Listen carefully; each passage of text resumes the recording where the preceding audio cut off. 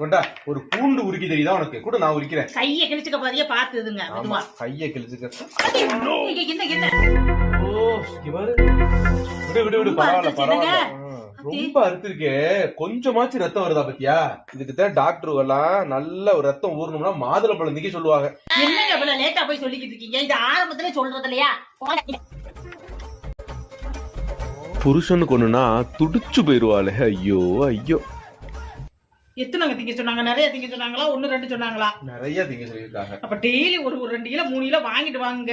சம்பாரிச்சு என்னத்தை வச்சிருக்க ரத்தம் ஊர்லன்னா எப்படி நடக்கிறது?